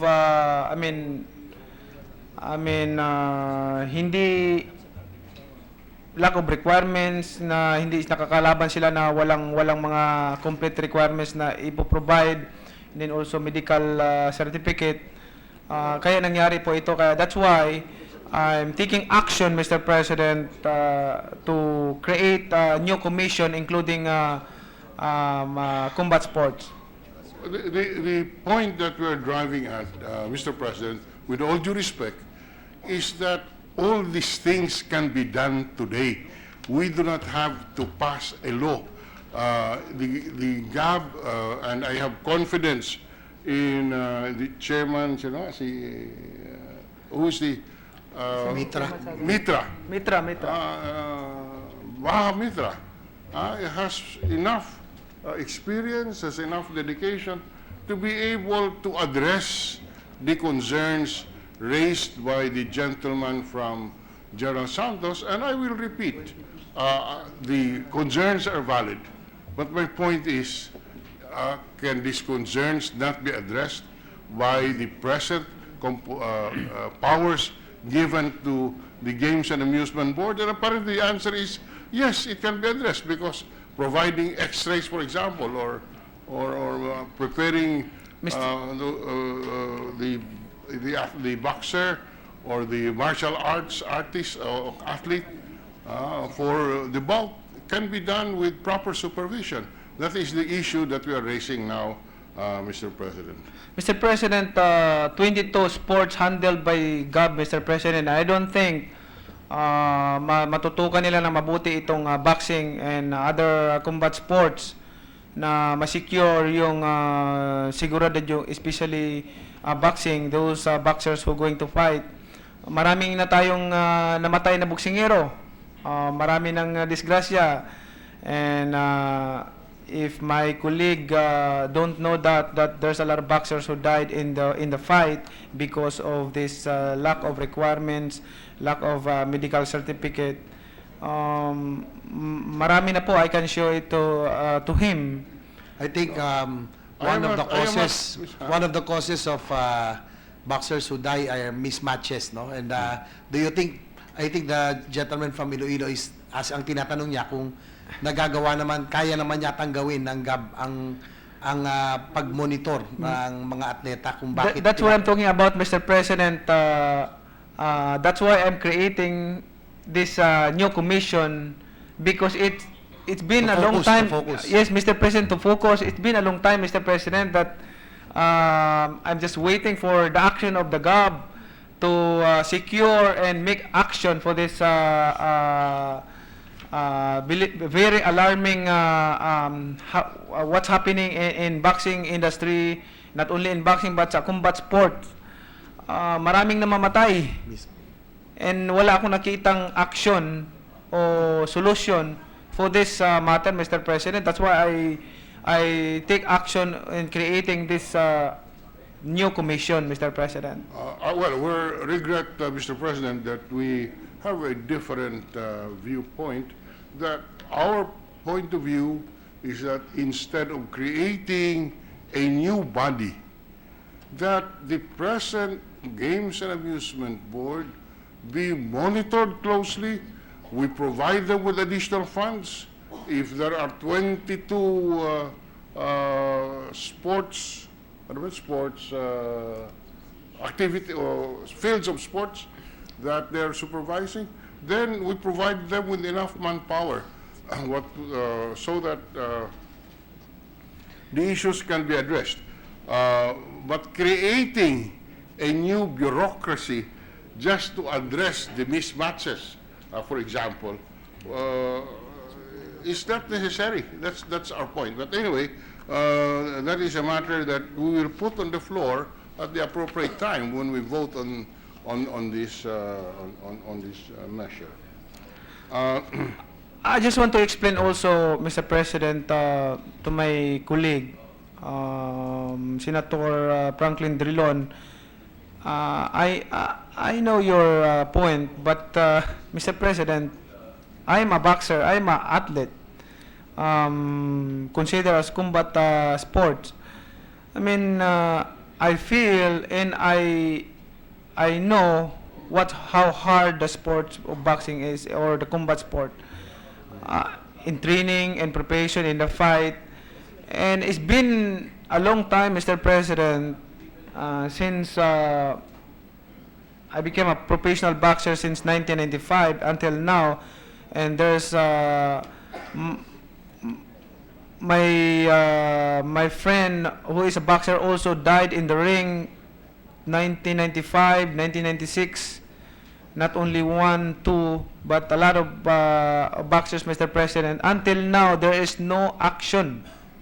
That's why. Why? Because it's only 154 people only working in GAB, and also they're handling more than 20 sports. So I think, Mr. President, this is the right time to create a new commission for Philippine boxing, and including combat sports. We regret that we could not subscribe to that view, Mr. President, with all due respect. We can strengthen the GAB if that is what is called for. We can add more people if there are only 122. Ilang tao? How many people are in GAB? 154. If there are only 154, we can provide more people, and rather than create a new bureaucracy for this purpose. In any case, we said, Mr. President, at the appropriate time, we will bring it up to a vote, because right now we cannot put it to a vote, as there are only a few of us in the hall, Mr. Majority Leader. Yes, Mr. President, I'm willing to fight this bill. Yes. To become to have a boxing commission, Mr. President, in the floor, because I know, and I'm a boxer, I know what is the feeling of being a boxer, being athlete in this combat sport. So I hope that the gentleman will not get offended of my strongly impose of this boxing commission, Mr. President. No, Mr. President. We are a deliberative body. Nagpapalitan tayo ng opinion. At the end of the day, it will be the body who will decide after we present to them the arguments. That's the nature of a deliberative body, Mr. President. As I said, we wanted to vote on it now, but there are, our colleagues are celebrating the birthday of Senator Honasan, so we have to postpone the vote to some other time when they can appear in the hall and properly vote. Thank you, Mr. President. There is no reaction from the Majority Leader, so we continue.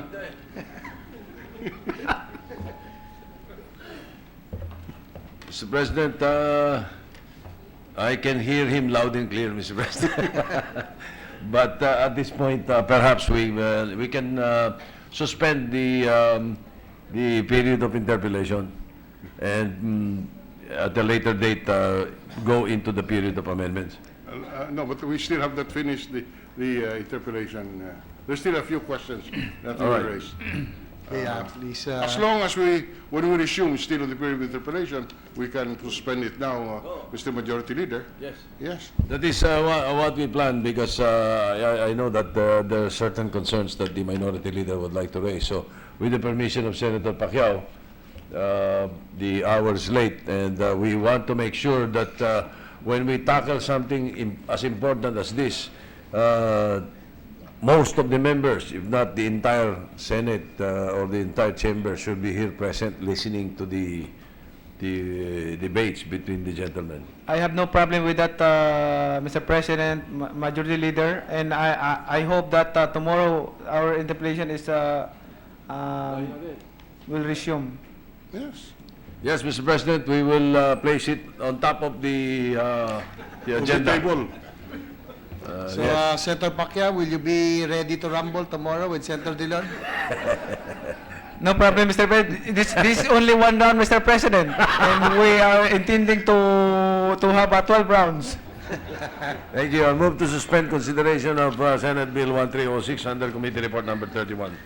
Are there any objection? Hearing none, Senate Bill number 1306 is hereby suspended. Turn. 12 rounds na.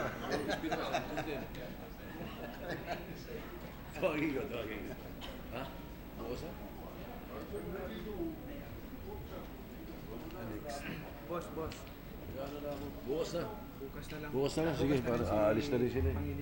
Ako wala nakikinig eh. Kanina ko nandito sa Jolan si Oo nga, ikaw sabi mo. Wala na, aalis na yun. Aalis na yun. Magka-housekeeping na lang ako. Sara na natin. Bukas na lang. Sara na natin. Sara ko na. Bukas, oo. Sabihin natin na.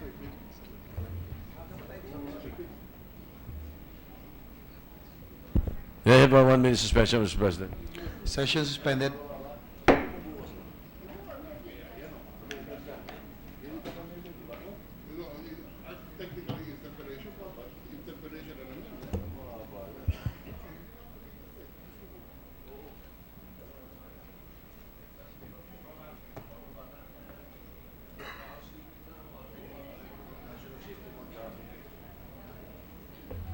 Ready to resume, Mr. President.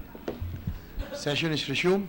Mr. President, upon the concurrence of concerned chairs, and of course, similar to what the minority leader mentioned earlier, I may now move to transfer the referral of Senate Bill 162, the proposed National Transportation Safety Board Act, from the Committee on Civil Service to the Committee on Public Services.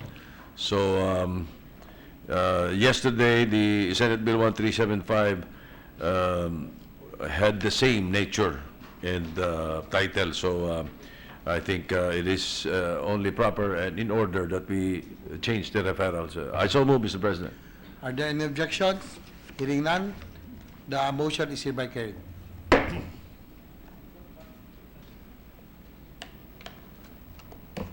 Mr. President, I move to resume consideration of Committee Report Number 46. Okay, Committee Report number 46 is hereby in order. This is the committee report on the hearing as a result of the manifestation and motion of yours truly on the or into the killing of Mayor Rolando Espinosa. Parliamentary status of the measure is that we are still in the period of interpellations. So may I move for a 1 minute suspension, Mr. President. Session suspended.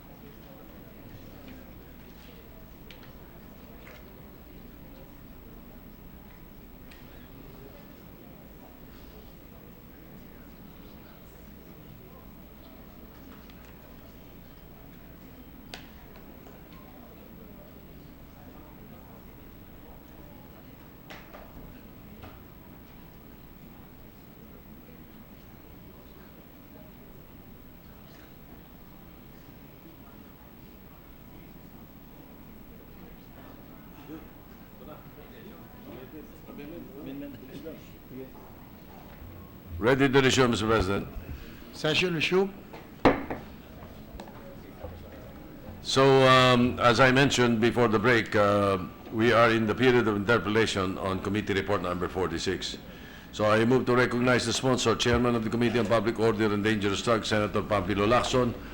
And for the continuing interpellations, and perhaps we can go into the period of amendments later, I move to recognize the Minority Leader, Senator Franklin Relon. Senator Lacson and Senator Didon are recognized. Thank you, Mr. President.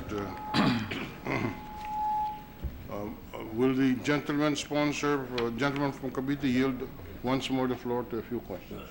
Certainly, Mr. President, distinguished Minority Leader. Mr. President, we note from the report that the committee highlighted the irregularities in the issuance and implementations of the search warrant. Indeed, we agree with this finding. However, Mr. President, maybe the good sponsor is not aware, and therefore it was not is not aware of a Supreme Court circular entitled Constitutional Requirements and Rules in the Issuance of Arrest and Search Warrants, wherein it is provided that the head of the agency shall personally endorse or authorize all applications for search warrants involving illegal possession of firearms and violations of the Comprehensive Dangerous Drugs Act of 2002. The heads of the agencies in this case would be, in the case of Mayor Espinosa, would be the head of the CIDG and PDEA. There appears in the report no mention that, in fact, such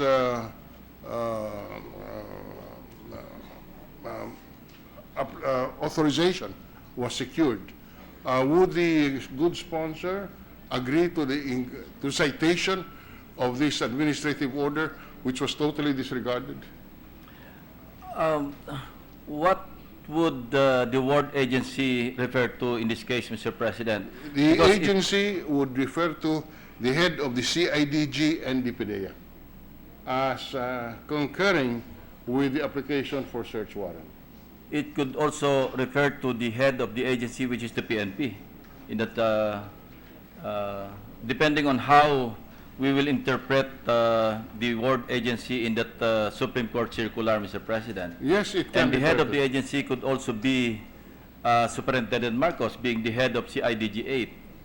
Not certainly Superintendent Marcos, because he is not the head of the agency. He's the head of a unit, one of the units. I stand corrected, Mr. President. I agree with the distinguished Minority Leader. So maybe if that is accepted as an amendment at the appropriate time, we would propose that a citation of this additional violation be included in the report. This representation, being the sponsor, would gladly accept such proposed amendment at the proper time, Mr. President.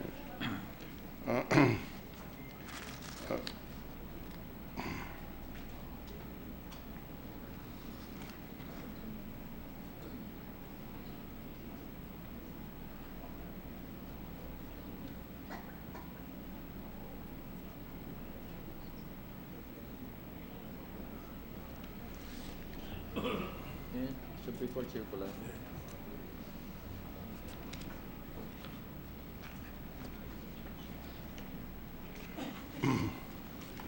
Just a few. Mr. President, likewise included and discussed in the report is the false testimony or false sworn statements of the applicant for the search warrant. Would the good sponsor be amenable to including a recommendation in the report that we should increase the penalty for perjury under the revised penal code? Under Article 183 of Yes, the revised penal code, certainly, as a matter of fact, I already filed a bill Okay. in that regard, Mr. President. All right. in essence, the bill that I filed is that a person who commits perjury should be penalized in such a way that the penalty will be commensurate to the false testimony imputed against any person for that matter. So, if a person commits perjury by imputing or with the allegation that a person commits a capital offense, has committed a capital offense, then he should also be penalized as if he committed the same degree of a criminal act, Mr. President. One final point. During the last time that we considered this report, discussion was made on the fact of the continued pendency of the cases before the IAS and the Department of Justice. In our conversation with the gentleman from Cavite, he made mention of the fact that the IAS, for example, has committed in both officially and personally that the investigation will be finished in by March 7. Is that a correct recollection? That was the last deadline, self-imposed deadline made by IAS to resolve the administrative case, Mr. President, March 7. That was the commitment made during our committee hearing. And it is already March 14 today, and we are not yet in receipt of any decision that the IAS has rendered. Although this representation has it on good information that IAS has already resolved, and they have not yet announced their findings simply because they're awaiting the signature of the Chief NP. In fact, they resolved the case, the Espinosa case, along with other cases, namely the G. Ikju kidnap for ransom case and the May Kawayan kidnapping case involving police personnel, Mr. President. So, two things, Mr. President. First, can we include in the report a phrase wherein we can denounce or decry the continued pendency of this case, notwithstanding the lapse of time? And number 2 point, will the sponsor agree that we should recommend that the law be amended so that we give IAS a specific period of time within which to resolve these cases? Again, as a matter of fact, I already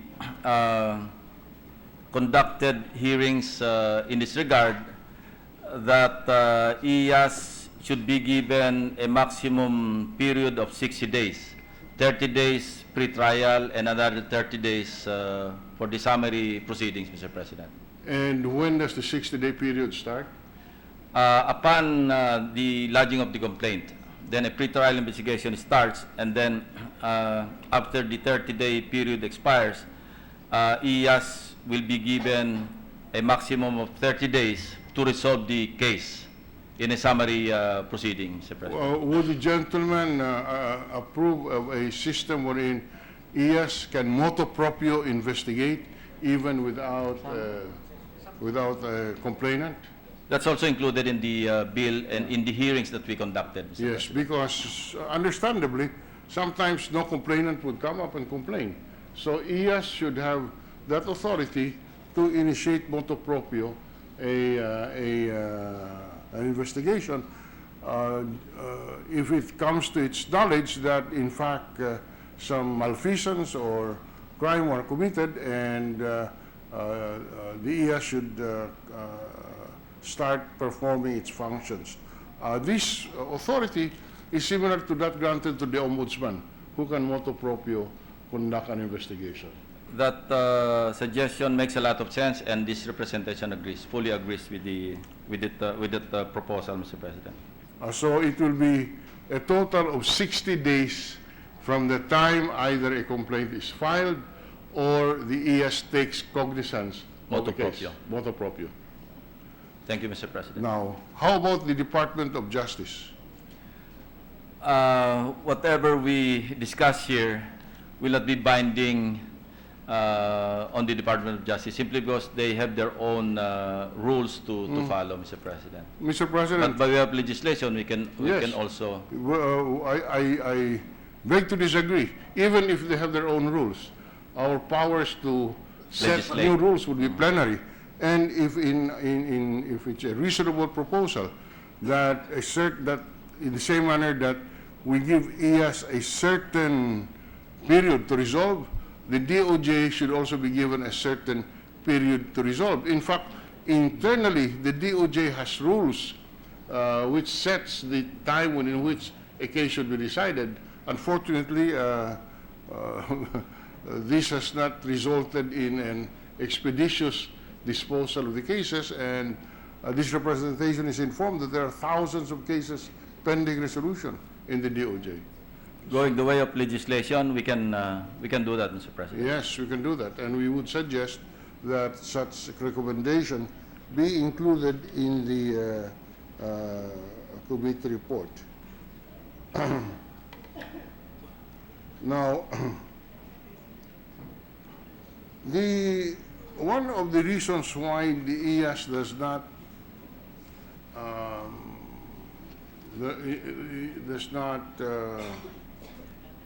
engender that much confidence is the fact that they are a unit in the PNP, and as the gentleman from Cavite mentioned, the report is ready, but it's pending signature of the chief PNP. PNP. That is Now, correct, Mr. President. as a matter of policy, should not the IAS enjoy a certain degree of independence so that, Mr. President, they do not have to depend on the whim and caprice of the chief PNP? That should be the case, Mr. President. So they can act with dispatch. Yes. They should be independent Yes. and should not rely on even on the approval of the chief PNP. So what kind of, we should be able to craft the appropriate legislation and include that in the report, Mr. President. That is correct. The bill, as I said, we conducted committee hearings on this, and we are proposing that EAS, the findings of EAS will be executory, immediately executory, pending appeal with the NAPOLCOM, being the policy-making body of the PNP and has oversight function over the PNP. It's but right that NAPOLCOM is given the authority to review on appeal a case that has been resolved by EAS. In the meantime, the resolution or the findings of EAS becomes immediately executory, Mr. President. Yes, we concur with that procedure, but the ES itself should have some degree of independence, and not requiring the approval of the chief PNP is one measure that we can incorporate in the bill or in the committee report, if that is acceptable. To That the is acceptable, and I fully agree, Mr. President.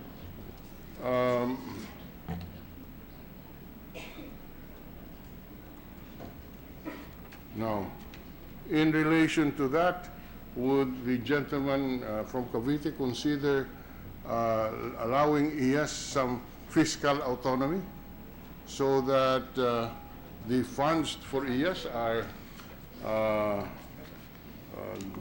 automatically released to ES? That is also a feature in the bill that we considered in our committee hearings, Mr. President. And what about in the selection of the members of the ES? It says that EAS, just like any, if at all, we will consider that the head of EAS will be a member of the PNP. He'll be enjoying some degree of independence, and that 4% of the total force of the PNP will be allocated to IAS, Mr. President. But we propose that they be given independence, a certain degree of independence. Yes. Well, generally, these are the concepts and principles that we were looking at, and we're glad that the good sponsor generally is in agreement on the concepts that we have proposed. And we eagerly await the separate bill, which the Good Center is working on to be submitted for the consideration with Chamber. Yeah, there was a change of referral, Mr. President. Actually, we are in the process of conducting TWG until a referral was made to the Committee on Justice and Human Rights. And Senator Gordon, the chairman of the Justice Committee, Justice and Human Rights Committee, approached me, and I agreed with him that we can merge the findings or the recommendations of the Public Order and Dangerous Drugs Committee with that of the recommendations of the Justice and Human Rights Committee. And this was included in the committee report that he sponsored earlier, Mr. President. So is this one of those bills which we made an inquiry on, which allowed consolidation with committee report number 18? That is correct, Mr. President. There are So two anyway, bills. it's in, There are two bills, the pleb and the IAS. anyway, this was referred to the Committee on Rules, and maybe we can make suggestions in the Committee on Rules on how. Definitely, how to- Mr. President. Thank you, Mr. President. Thank you. We thank the gentleman from Cavite for the responses made to our questions. Very enlightening indeed. And we reiterate our support for the measure, and we have no more questions to ask from the good sponsor. Likewise, Mr. President, I'd like to thank President. the distinguished minority leader for the inputs that he contributed in enhancing this committee report, Mr. President. Mr. President, I move to close the period of interpellation. Are there any objection? Gusto mo Hearing mag-comment none, period of interpellation of committee report number 46 is hereby terminated. 1 minute suspension, Mr. President. Session suspended.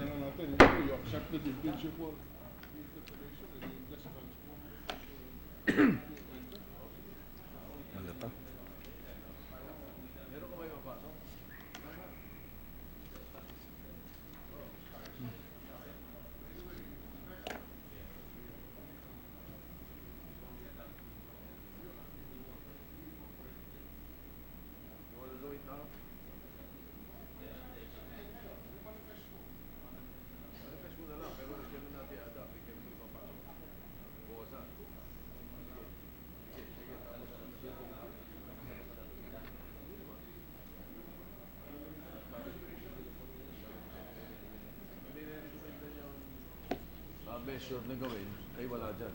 Hindi ka tulad yung zero na sa'yo. Ito wala. Yung ES na may sinasuggest na wala pa. Oo, nasa iyo. Oh, to daw.